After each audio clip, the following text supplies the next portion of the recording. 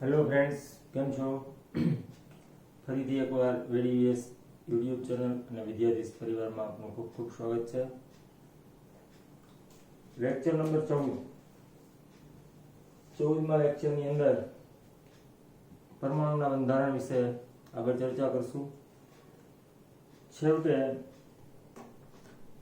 13મા લેક્ચરની અંદર henry મોસરનો experiment આપણે જોયું હતું અને હેનરી મોસરના એક્સપેરિમેન્ટ ઉપરથી આપાત એક્સરે ની આવૃત્તિનું વર્ગમૂળ એટલે કે રૂટ ન્યુ વિરુદ્ધ પરમાણુ ક્રમાંક Z નો આપણે જે આલેખ જોયો હતો અને એ આલેખ ઉપરથી કેટલીક ગણતરીઓ અને સૂત્રો પણ જોયા હતા. બરાબર છે. હવે આપણે છેલ્લે જે ડિસ્કસ કરેલો ટોપિક હતો એ છે મેક્સવેલ થિયરી, અને આપણે ચર્ચા કરતા હતા કે મેક્સવેલ થિયરી પછી આપણે પ્લાન્ક થિયરી ભણવાનો પ્લાન્ક થિયરી તરફ જવાનું હતું. કાલના લેક્ચરમાં આપણે એવું ડિસ્કસ કરેલું હતું કે ભાઈ મેક્સવેલ થિયરી પતે પછી પ્લાન્કની ક્વોન્ટમ થિયરી છે એનો અભ્યાસ આપણે કરશું. બરાબર. તો પ્લાન્કની ક્વોન્ટમ થિયરી છે એ વિકિરણની ઉર્જા તરફ આપણને દોરી જાય છે. તો પ્લાન્કની ક્વોન્ટમ થિયરી છે એ શું બતાવે છે એનું સૂત્ર માત્ર આપણા માટે જરૂરી બનશે અને એ ઉપરથી થોડી ગણતરીઓ છે એ ગણતરીઓ આપણે કરવાની છે. તો આપણો ટોપિક આજનો બનશે પ્લાન્કની ક્વોન્ટમ થિયરી. સાયન્ટિસ્ટનું નામ છે મેક્સ પ્લાન્ક. પ્લાન્કની ક્વોન્ટમ થિયરી.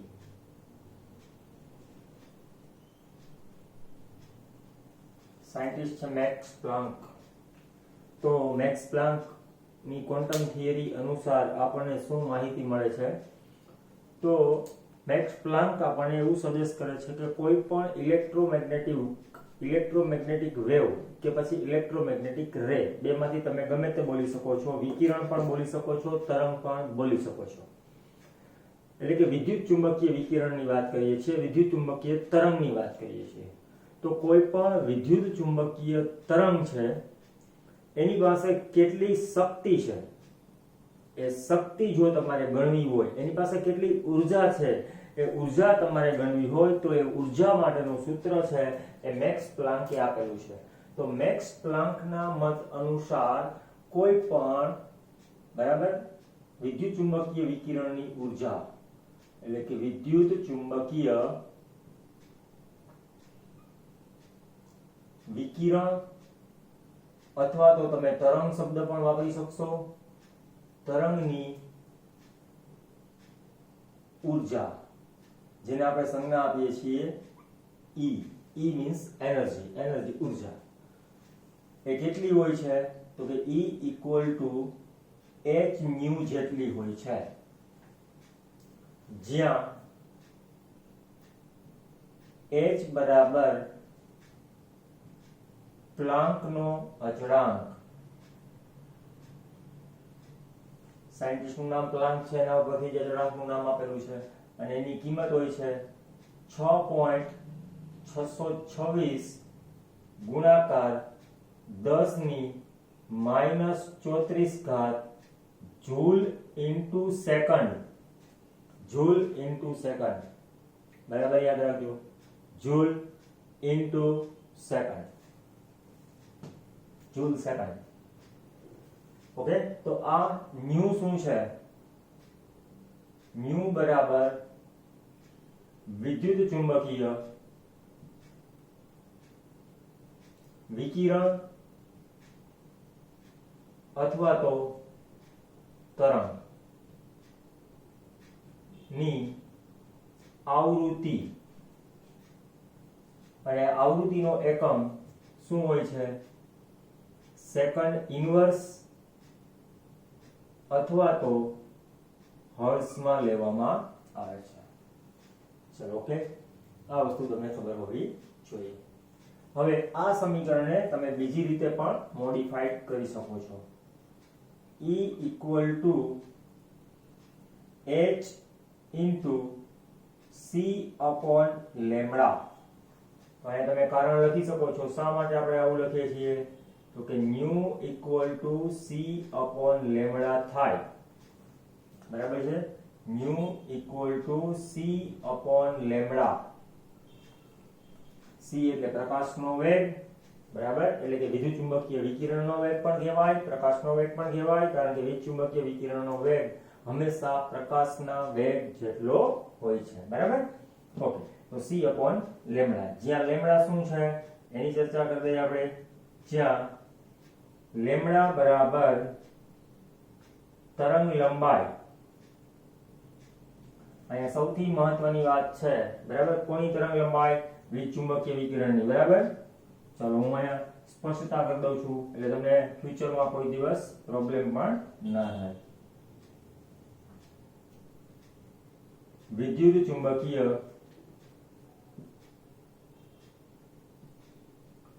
વિકિરણ ની તરંગ લંબાઈ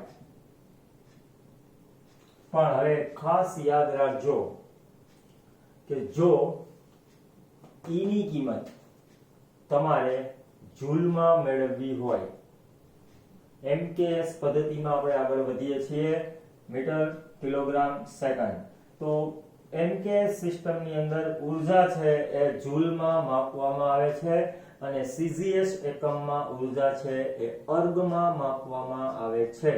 આ ઉર્જાના એકમો છે, બરાબર, જે તમારે યાદ રાખવું પડશે. લેમ્બડા બરાબર વિદ્યુતચુંબકીય વિકિરણની તરંગ લંબાઈ, અને અહીંયા આપણે તરંગ લંબાઈ છે એ મીટરમાં લેશું. બરાબર, યાદ રાખજો. તરંગ લંબાઈ હું અહીં લખું છું બધામાં કે મીટરની અંદર લેવાની છે. આવૃત્તિ સેકન્ડ ઇન્વર્સ અથવા હર્ટ્ઝમાં હોય છે. અને C બરાબર વિદ્યુત ચુંબકીય વિકિરણ નો વેગ, અને આ વેગ આપણે કેટલો લઈએ છીએ? ઇક્વલ ટુ પ્રકાશનો વેગ. ક્યાં? શૂન્યાવકાશમાં. બરાબર છે. અને એના બરાબર આપણે કેટલા લઈએ છીએ? 3 ગુણાકાર 10⁸, અને આ પણ MKS માં જ હોવો જોઈએ, મીટર ઇન્ટુ સેકન્ડ ઇન્વર્સમાં. બરાબર. તો E ની કિંમત છે એ તમને કેમાં મળશે? બરાબર, E નું મૂલ્ય જૂલમાં મળશે. આ તમારા માટે કોમેન્ટ લખી છે મેં. E નું મૂલ્ય જૂલમાં મળશે. ઉર્જા E બરાબર વિદ્યુતચુંબકીય વિકિરણની ઉર્જા, એ આપણે પહેલા જ લખેલું છે, વિદ્યુતચુંબકીય વિકિરણની ઉર્જા E છે. બરાબર. ઓકે, હવે આ થાય છે વિકિરણ દ્વારા. બરાબર સમજો, વિકિરણ દ્વારા નીકળતો એક ફોટોન. કારણ કે વિદ્યુતચુંબકીય વિકિરણ છે એટલે એ ખરેખર ઇલેક્ટ્રોનનો પ્રવાહ છે અથવા તો ફોટોનનો પ્રવાહ છે. ચાલો અહીંયા આગળ વધીએ. વિદ્યુતચુંબકીય વિકિરણ એ ફોટોન અથવા તો આપણે એવું માનીએ છીએ ઇલેક્ટ્રોન નો પ્રવાહ છે. તો આ શું બતાવે છે કે આ ઉર્જા છે એ એક ફોટોન, બરાબર સમજો, એક ફોટોન આગળ વધે છે એ દરમિયાન છે. પણ કોઈ દિવસ એક ફોટોન ના આવતો હોય, વિકિરણ આવતું હોય તો એમાં કેટલા બધા ફોટોન છે આમ ક્રમશઃ આવતા હોય. એક ફોટોન એની પાછળ બીજો, ત્રીજો, ચોથો, પાંચમો, એવી રીતે લાઈનમાં ઘણા બધા ફોટોન છે એ આવતા હોય. તો એકી સાથે કેટલા બધા ફોટોનનો ફ્લો થતો હોય, લાખો કરોડોની સંખ્યામાં ફોટોન છે એ આવતા હોય છે. તો આ જે ઉર્જા બતાવે છે તો માત્ર ને માત્ર કોની થશે? એક ફોટોનની ઉર્જા થશે, એક ફોટોનની. તો આપણને એવું કહેવામાં આવે તો આઈન્સ્ટાઈનના મત અનુસાર, બરાબર છે, તો અહીં લખશું આપણે આઈન્સ્ટાઈન ના મત અનુસાર. આગળ વધીએ તો 1 મોલ ફોટોન ની ઉર્જા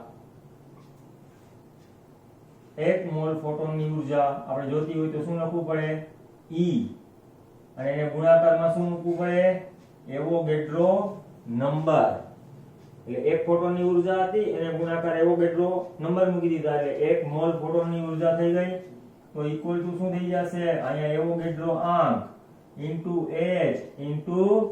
ન્યુ અથવા તો એવોગેડ્રો આંક h c upon લેમ્બડા આ રીતે બરાબર અને આ ખાસ યાદ રાખજો 1 મોલ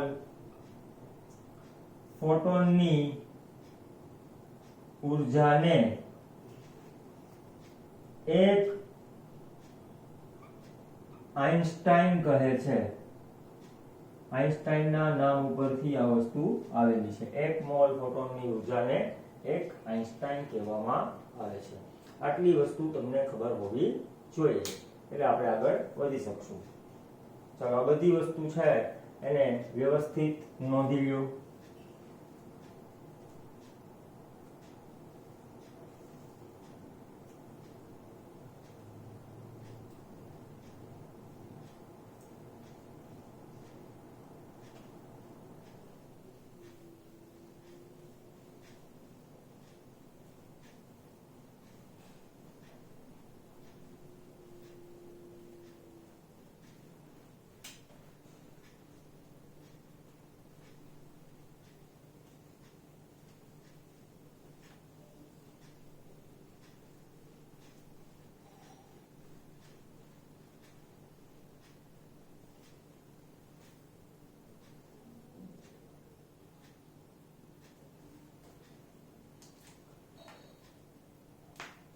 ચાલો હવે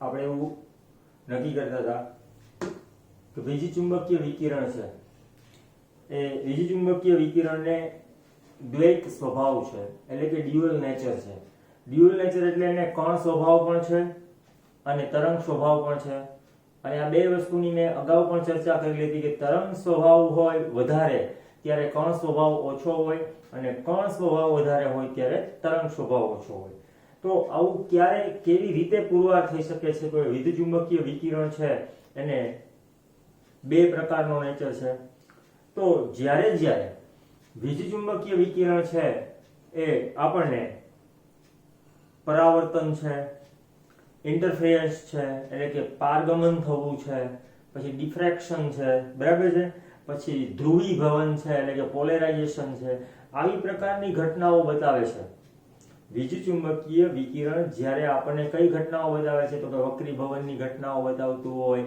પોલેરાઇઝેશન ધ્રુવીભવનની ઘટના બતાવતી ઇન્ટરફિયરન્સ બતાવતું હોય એટલે કે પારગમન થવાની ઘટના બતાવતું હોય તો આવી બધી ઘટનાઓ છે એ એવું પુરવાર કરે છે કે વિદ્યુતચુંબકીય વિકિરણને તરંગ સ્વભાવ છે એટલે કે એનો માર્ગ છે તરંગિત હોવો જોઈએ જો એનો માર્ગ તરંગિત હોય તો જ એ આ પ્રકારની ઘટનાઓ બતાવી શકે કઈ ઘટનાઓ પોલેરાઇઝેશન એટલે કે ધ્રુવીભવન પછી ડિફ્રેક્શન બરાબર ત્યાર પછી વાત કરીએ તો ઇન્ટરફિયરન્સ એટલે કે પારગમન થવું તો આ બધી ઘટનાઓ એવું પુરવાર કરે છે કે વિદ્યુતચુંબકીય વિકિરણ છે એને તરંગ સ્વભાવ હોવો જોઈએ જ્યારે ફોટો ઇલેક્ટ્રિક અસર આપે છે શું આપે છે ફોટો ઇલેક્ટ્રિક અસર આપણે વાત કરી હતી તો ભાઈ ફોટો ઇલેક્ટ્રિક અસર કોને કહેવાય સપાટી ઉપર જે વિકિરણો આપાત કરવામાં આવે ને પછી એમાંથી જે રેડિયેશન થાય હે તો આપણે એને ફોટો ઇલેક્ટ્રિક અસર કહેતા હોઈએ છીએ તો આ ફોટો ઇલેક્ટ્રિક અસર આપે છે વિદ્યુતચુંબકીય વિકિરણો ફોટો ઇલેક્ટ્રિક અસર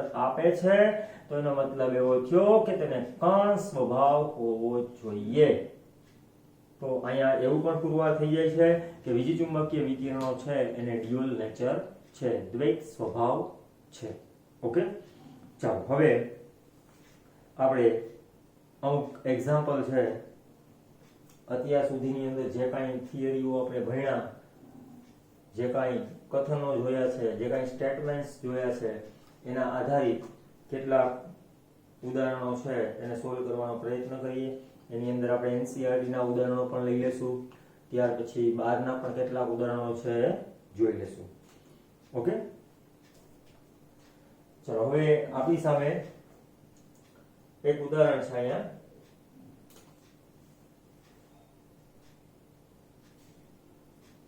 all India radio Delhi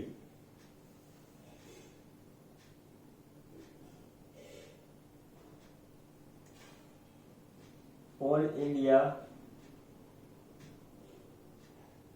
radio Delhi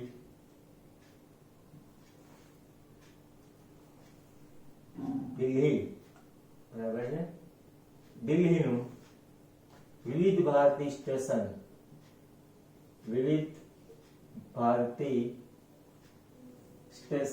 હવે તમને કદાચ રેડિયો સાંભળવાનો શોખ હોય તો કદાચ ખબર હશે કે ઓલ ઇન્ડિયા રેડિયો વિવિધ ભારતી સ્ટેશન દિલ્હી દ્વારા પ્રકાશિત કરવામાં આવતું હોય છે, એટલે દિલ્હી દ્વારા પ્રસારિત કરવામાં આવતું હોય છે. 1368 કિલો હર્ટ્ઝ 1368 કિલો હર્ટ્ઝ બરાબર યાદ રાખજો. કિલો ની અંદર કેસ નો આવવો જોઈએ. કિલો હર્ટ્ઝ આવૃત્તિ પર પ્રસારણ કરે છે. કિલો હર્ટ્ઝ આવૃત્તિ પર પ્રસારણ કરે છે.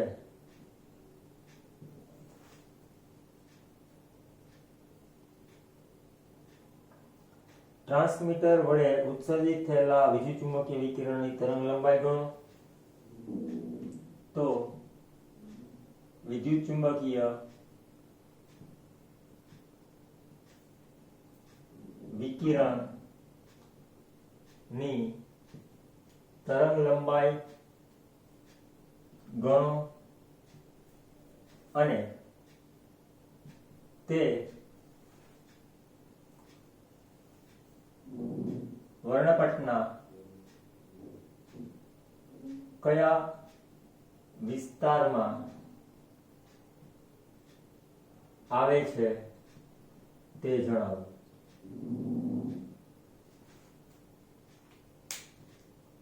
ચલો વિદ્યુત ચુંબકીય વિકિરણ છે આ બધી રકમની અંદર ઓલ ઇન્ડિયા રેડિયો સ્ટેશન ને બધું આપણા માટે તો બિનજરૂરી છે, પણ જાણકારી માટે આપણા નોલેજ માટે મહત્વની વાત છે કે ભાઈ ઓલ ઇન્ડિયા રેડિયો દિલ્હી દ્વારા વિવિધ ભારતી સ્ટેશન છે એ આવતું હોય છે. તો વિવિધ ભારતી સ્ટેશન છે. હવે દેખીતી વાત છે કે ભાઈ રેડિયો દ્વારા જે સિગ્નલ આવે છે, રેડિયોમાંથી જે રેડિયો તરંગ આવે છે, તો અહીંયાથી તમારો બીજો પ્રશ્ન છે એ સોલ્વ થઈ જાય છે. તો વર્ણપટના કયા વિસ્તારમાં આવે છે? ભાઈ વર્ણપટના કયા વિસ્તારમાં આવશે? રેડિયો વેવમાં આવશે, તો કન્ફર્મ થઈ ગયું. પણ વાત એ છે કે રેડિયો વેવની અંદર બે પ્રકારના તરંગોની વાત થાય છે. એક FM રેડિયો અને બીજું AM રેડિયો. તો વિવિધ ભારતી સ્ટેશન છે એ જે લોકો સાંભળતા હશે એને ખબર પડી જશે એમને ગણતરી પહેલા જ કે વિવિધ ભારતી સ્ટેશન છે FM માં આવે છે કે AM માં આવે છે. જો ના ખબર પડે તો ગણતરી કરવી પડશે. બરાબર, ચાલો કઈ વાંધો નહીં. પણ એની પહેલા આપણે વિદ્યુત ચુંબકીય વિકિરણની તરંગ લંબાઈ ગણશું. તો વિદ્યુત ચુંબકીય વિકિરણની તરંગ લંબાઈ ગણવા માટેનું સમીકરણ આપણી પાસે છે. બરાબર, તો અહીંયા તમને શું આપવામાં આવ્યું છે? આવૃત્તિ એટલે કે ન્યુ આપી છે. તો ન્યુ ઉપરથી લેમ્ડા જોતું હોય તો આપણી પાસે સમીકરણ કયું છે? તો કે ન્યુ ઇક્વલ ટુ c/લેમ્ડા. બરાબર યાદ રાખજો. c પ્રકાશનો વેગ એટલે આપણા માટે વિદ્યુતચુંબકીય વિકિરણનો વેગ, અને જે કેટલો હોય પ્રકાશના વેગ જેટલો. પણ અહીંયા એકમ મહત્વની વાત બનશે. જો c ની કિંમત મીટર પ્રતિ સેકન્ડમાં લેવામાં આવતી હોય તો તમને લેમ્ડાની કિંમત પણ મીટરમાં જ મળે, એ કન્ફર્મ છે. ચાલો લેમ્ડા એટલે કે તરંગ લંબાઈ બરાબર c/ન્યુ. ચાલો ગણતરી કરીએ. c ની કિંમત કેટલી? તો કે 3 ગુણાકાર 10 ની 8 મીટર પ્રતિ સેકન્ડ ડિવાઇડ બાય આવૃત્તિ કેટલી છે? 1368 કિલો હર્ટ્ઝ. બરાબર, કિલો હર્ટ્ઝ ના બદલે તમે એને સેકન્ડ ઇન્વર્સ માં પણ લખી શકો છો. આ રીતે છે 1368 કિલો હર્ટ્ઝ તમે આ રીતે લખશો. પહેલો દાખલો છે એટલે હું થોડું વધારે ડિટેલમાં લખું છું, પછી આ પ્રકારની ડિટેલ નહીં આપું. 10 ની 8 ઘાત મીટર ઇન્ટુ સેકન્ડ ઇન્વર્સ. હવે આ કિલો છે એ મારે કાઢવું હોય તો શું કરવું પડે? કિલો એટલે 10 ની 3 ઘાત હોય, બરાબર? તો આપણે આમ લખી શકશું 1368 ગુણાકાર 10 ની 3 ઘાત એટલે કિલો નીકળી ગયું, બરાબર છે? કિલો કાઢવા માટે મેં શું કર્યું? 10 ની 3 ઘાત મૂકી દીધી અને હર્ટ્ઝ છે એના બદલે હું સેકન્ડ ઇન્વર્સ લખી નાખીશ. હા,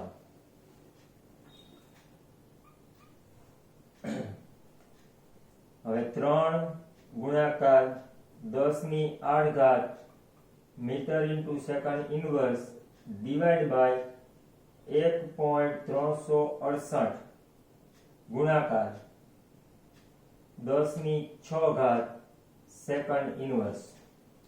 જો પોઈન્ટને હું 1 2 અને 3 એટલે 3 સ્ટેપ રકમને નાની કરી તો 10 ની ઉપર 3 ઘાત પ્લસ જાય કે ના જાય? 3 એકમ 10 ની ઘાત મોટી થાય તો 3 ની જગ્યાએ 6 થઈ ગઈ. હવે તમે ભાગાકાર કરો તો કોઈ પ્રોબ્લેમ નથી. ચલો ભાગાકાર જોઈ લઈએ. 3 ભાગાકાર 1.368 2.192. ચલો 2.192 ગુણાકાર 10 ની કેટલી ઘાત લખું? આ 6 ઘાત ઉપર આવશે. 6 ઘાત ઉપર આવે એટલે શું થઈ જાય? 2 ઘાત રહેશે ને, કારણ કે -6 થઈ જાય. સેકન્ડ ઇન્વર્સ કટ થઈ ગયા એટલે આ જવાબ શું આવ્યો? મીટરમાં. ચલો બરાબર. તો આ જવાબ તમને મીટરની અંદર મળે છે. હવે મીટરમાંથી આપણે એને નેનોમીટરની અંદર કન્વર્ટ કરવા હોય તો નેનોમીટરમાં પણ કન્વર્ટ કરી શકીએ છીએ. તો 2.192 ગુણાકાર 10 ની 2 ઘાત તો છે જ, મીટરમાંથી નેનોમાં જાય એટલે ગુણાકાર 10 ની 9 ઘાત. હવે તમારો જવાબ બની ગયો નેનોમીટરમાં. એટલે 2.192 ગુણાકાર 10 ની 11 ઘાત નેનોમીટર.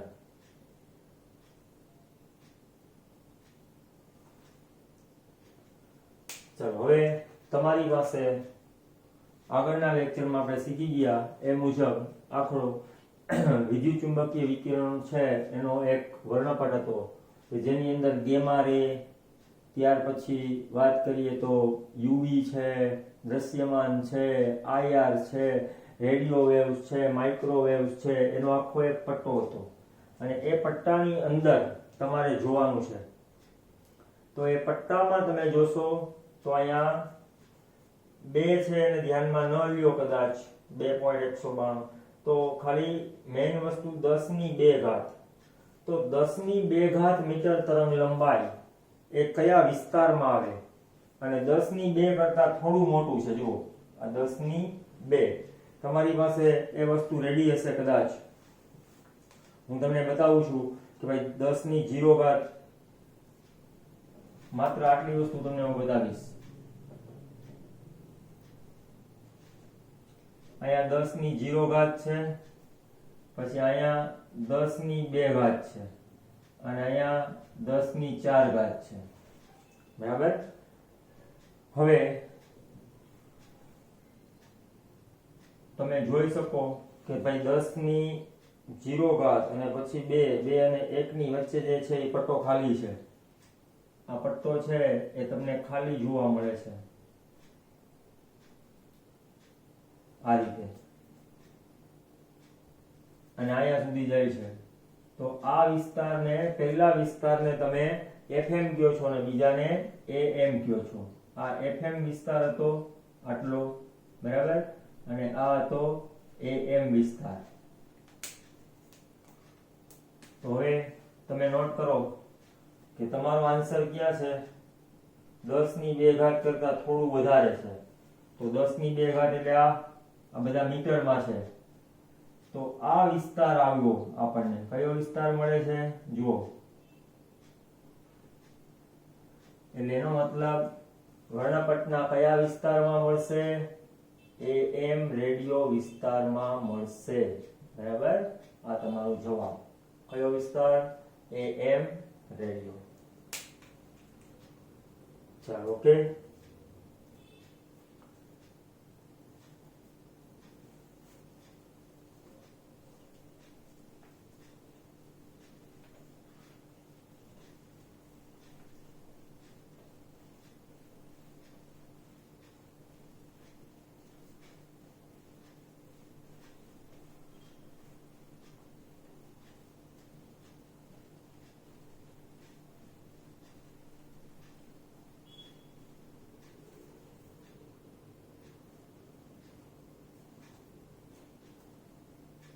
ચલો, ત્યાર પછી આગળ કેટલાક દાખલાઓ છે એ આપણે ગણતા જશું.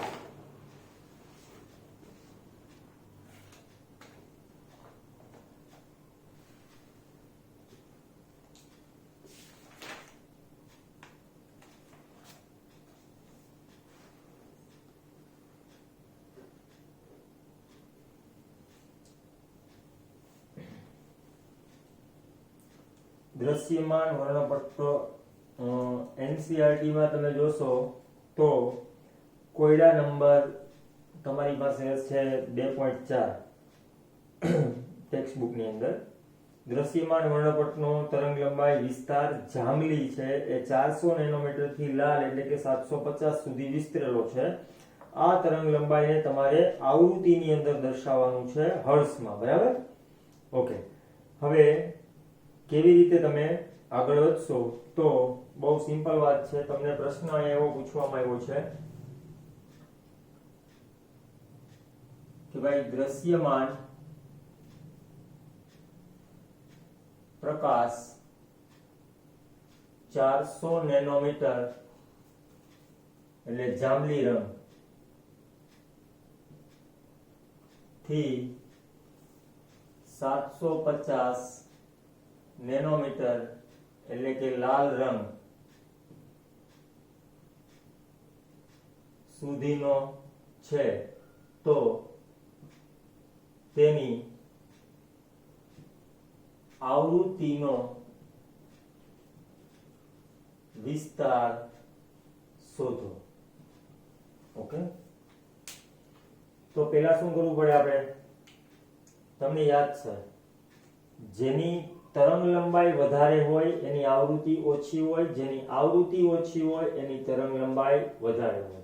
તો અહીંયા તરંગ લંબાઈ 400 છે અને અહીંયા 750 છે. એટલે આ તરંગ લંબાઈ વધારે છે એટલે આની આવૃત્તિ ઓછી હશે. એટલે આપણે ઓછી આવૃત્તિથી વધારે આવૃત્તિ તરફ છે ગણતરી બતાવવાની અનુકૂળતા વધારે રહેશે. એટલે અહીંયા સોલ્યુશનમાં પહેલા મૂકશું આપણે લાલ રંગ ની આવૃત્તિ શોધતા. ચાલો, હવે લાલ રંગની આવૃત્તિ શોધવી છે તો લાલ રંગની તરંગ લંબાઈ છે આપણી પાસે. બરાબર, તો આવૃત્તિનું સૂત્ર શું છે? New equal to C upon lambda. તો સી ની કિંમત 3 ગુણાકાર 10 ની 8 ઘાત મીટર પ્રતિ સેકન્ડમાં છે. તો હવે મારે શું કરવું પડે? તરંગ લંબાઈને પણ મીટરમાં જ મૂકવી પડે ને. તો અહીંયા તરંગ લંબાઈ નેનોમીટરમાં છે, કાઈ વાંધો નહીં. આ 750 શું છે? નેનોમીટર. હવે એને મારે મીટરમાં કન્વર્ટ કરવું હોય તો શું થઈ જાય? 10 ની -9 ઘાત થઈ જાય. એટલે આ જવાબ બની ગયો મીટર. કારણ કે મીટરમાંથી નેનોમાં જાય તો 10 ની 9 ઘાત પ્લસ આવે અને નેનોમાંથી મીટરમાં જાય તો 10 ની 9 ઘાત માઈનસ આવે. ચલો, ગણતરી કરી લઈએ આપણે. 3 ભાગાકાર 750 0.004 ગુણાકાર આ 10 ની 8 ઘાત છે એ પ્લસ છે, આ 9 છે ઉપર જશે એટલે પ્લસ થઈ જશે એટલે 10 ની 17 ઘાત થઈ જશે. બરાબર, આ મીટર મીટર કેન્સલ થઈ ગયો એટલે જવાબ આવી ગયો સેકન્ડ ઇન્વર્સ. હવે 1 2 અને 3 એટલે આપણે 4 ગુણાકાર કેટલા લખી શકીએ? 1 2 અને 3 એટલે 10 ની કેટલી ઘાત થઈ જશે? 14 ઘાત. પછી સેકન્ડ ઇન્વર્સ ના બદલે તમારે હર્ટ્ઝ લખવું હોય તો પણ લખી શકો. બરાબર, ચાલો. એવી રીતે લાલ પછી આપણે જાંબલી રંગની. જાંબલી રંગની આવૃત્તિ શોધતા. ફરીથી mu equal to C upon lambda 3 ગુણાકાર 10 ની 8 ઘાત મીટર પ્રતિ સેકન્ડ અને છેદમાં તરંગ લંબાઈ મીટરમાં મૂકશું 400 ગુણાકાર 10 ની -9 ઘાત મીટર. તો 3 ભાગાકાર 400 0.0075 ગુણાકાર 10 ની 17 ઘાત. જવાબ આવશે સેકન્ડ ઇન્વર્સમાં મીટર મીટર કેન્સર. 1 2 અને 3 એટલે કે 7.5 ગુણાકાર 10 ની 14 ઘાત હર્ટ્ઝ. બરાબર છે.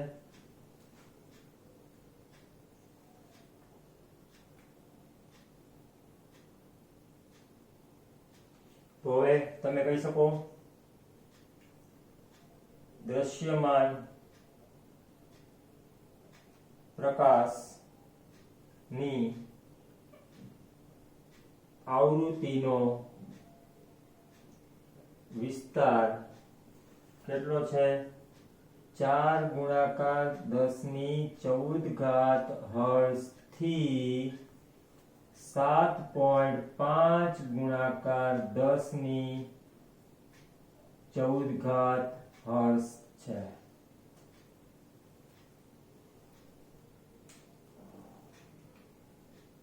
ચાલો ઓકે.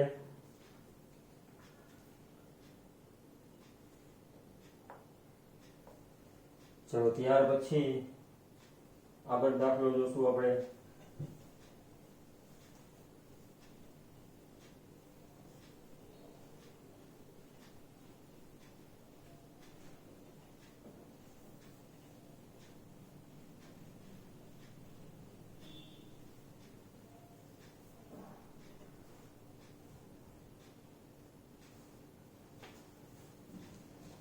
ચલો હવે તમને આજનો ક્વેશ્ચન ઓફ ધ ડે છે એ પહેલા આપી દઉં અને પછી લેક્ચરને આપણે સમાપ્ત કરશું.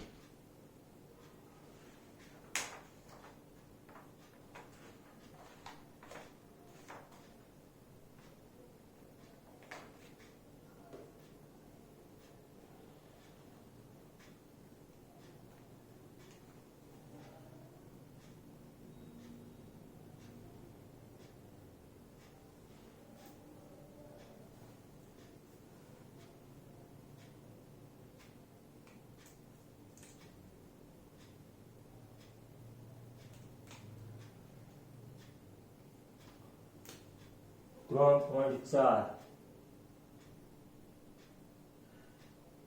મેગા હર્ટ્ઝ આવૃત્તિ ધરાવતા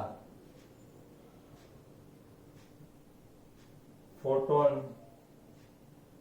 ની તરંગ લંબાઈ શોધો.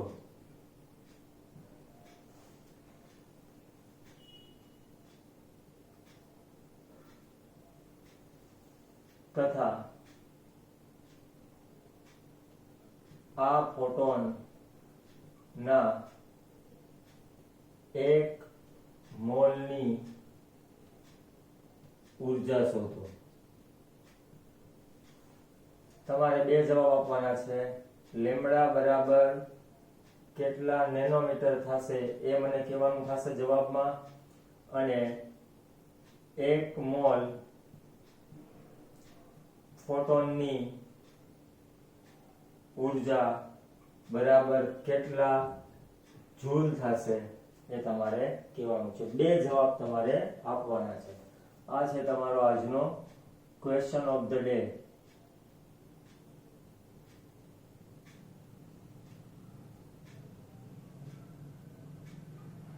Lecture number 14. ઓકે, આ પ્રશ્ન છે તમારે બે જવાબ આપવાના છે. ચાલો નોંધી લો.